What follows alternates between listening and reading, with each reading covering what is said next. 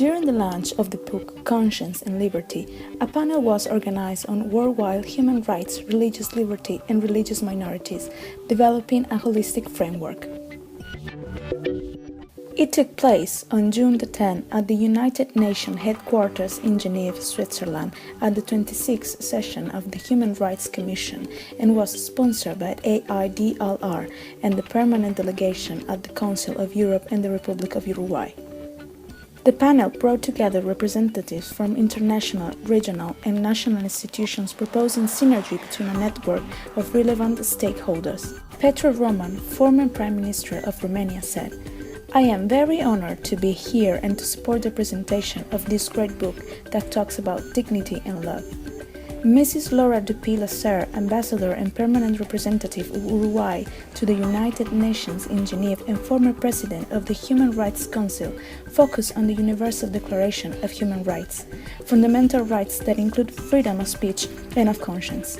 "We have to prevent religious intolerance through education, professional training, and prevention," said Mrs. Dupuy-Lasserre. Professor José Miguel Serrano Ruiz Calderón, researcher and professor at the Human Rights Institute of the Universidad Complutense of Madrid, gave a deeper insight into the social and cultural background of religious minorities. Dr. Petru Dumitriu, Ambassador and Permanent Observer of the Council of Europe to the United Nations in Geneva, declared, "Religious liberty is an existential condition for a peaceful society. It is a pillar of democracy. Therefore, we have to raise awareness among the people." Mrs. Rita Isaac, Special Reporter on the United Nations of Minority Issues, said that religious minorities should support the governments by promoting religious liberty.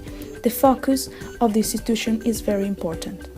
Dr. Harry Kuhalampi, former advisor at the European Parliament, stated that there is a lack of understanding and knowledge. We have to discover the deep meaning of religions. We should promote and enhance religious tolerance and dialogue. Professor Heiner Bielefeld, the UN Special Rapporteur of Freedom of Religion and Belief, declared that there is a need for a better collaboration and cooperation between civil society, state representatives, and international bodies. We need to work together to create a synergy and an efficient network. That is why AIDLR is doing in an excellent way. Dr. Livio Olteanu, Secretary General of AIDLR, concluded the debate inviting all participants to be pioneers in religious freedom. Everybody needs to acknowledge his or her responsibility and to support this mission in a cooperative way.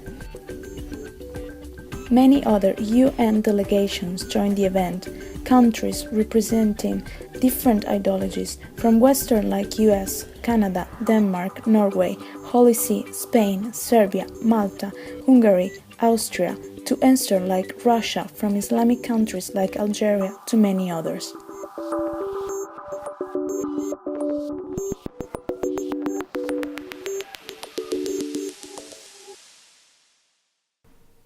Good afternoon, everybody. I'm sorry not to be able to join you here in your conference in Geneva. I was invited to do so, but I'm grateful at least to have the opportunity to briefly address you here via a video recording. The timing of the conference collides with my teaching obligations here at the University of Erlangen-Nuremberg in Germany. So, this is the only opportunity to at least say a few words of greeting. I think the conference is very, very important. And let me acknowledge in particular the work done by my friend Livio Olteanu, Secretary General of the International Association for the Defense of Freedom of Religion or Belief. What Livio and I share is the understanding that we have to overcome tendencies of fragmentation, that we have to work together. Civil society organizations, state representatives, UN bodies, but then also regional bodies like the Council of Europe, EU, and international bodies. That's very, very, very important, in particular, given the tendencies of fragmentations which I have observed with great concern. I would have loved to be with you, and in particular also to continue the cooperation established between my colleague and friend Rita Ijak, UN Special Rapporteur on Minorities. Rita and I mean, we had a rather intensive collaboration, in particular in 2012 and 2013, when she, from the perspective of her mandate, minorities, focused particularly on religious minorities. And I, coming from my mandate as rapporteur on freedom of religion or belief, I mean, I also invested some particular attention to people living in a minority situation. So Rita and I, we had numerous occasions also to document that collaboration in panel discussions, in UN fora, but also in our written thematic reports. I mean, I take this as one example of collaboration, and we need collaboration on various levels. And here again, I find it extremely important to underline what the International Association has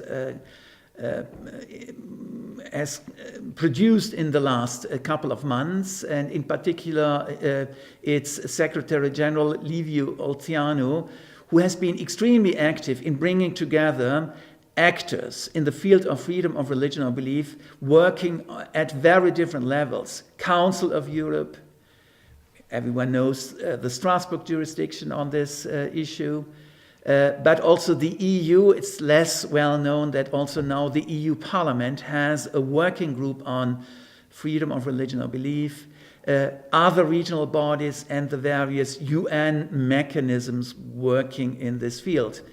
I think the conference which you are having today is yet another opportunity to see how synergetic effects can be brought about, and to explore more synergies that exist in that field. And here, I mean, not seeing those synergies on the one hand would be a waste, but I think it's even more dangerous. I mean, not being aware of who is working in this field also can lead to increased fragmentation.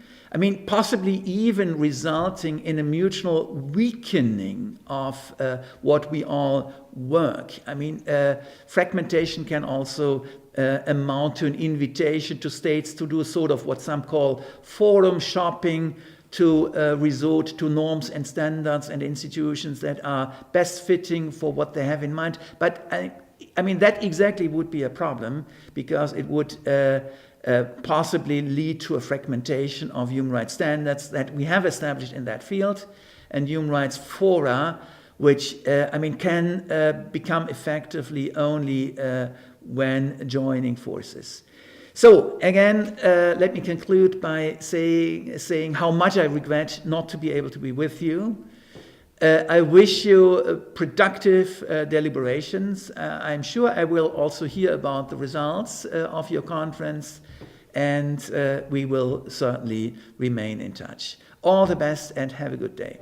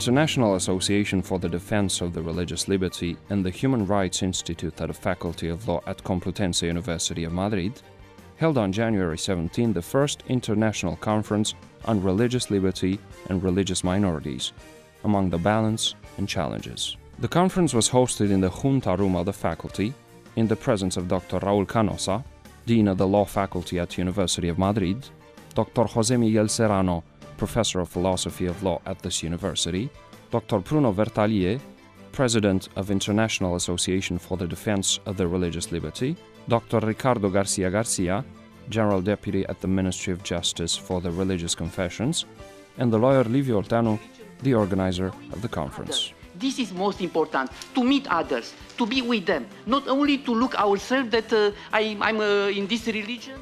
Special speakers animate the debate around religious liberty and religious minorities.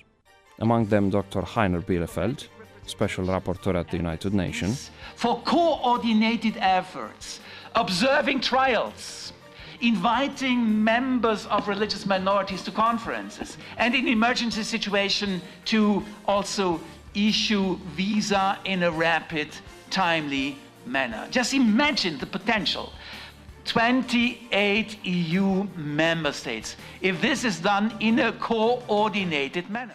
Dr. Rita Isak, independent expert at the United Nations, Dr. Alexei Kosemiakov, head of the National Minorities and Anti-Discrimination Department at the Council of Europe in Strasbourg, Dr. Belen Alfaro, Ambassador in Special Mission for Alliance and Civilization at the Ministry of Foreign Affairs of Kingdom of Spain, Dr. John Graz, International Religious Liberty Association General Secretary.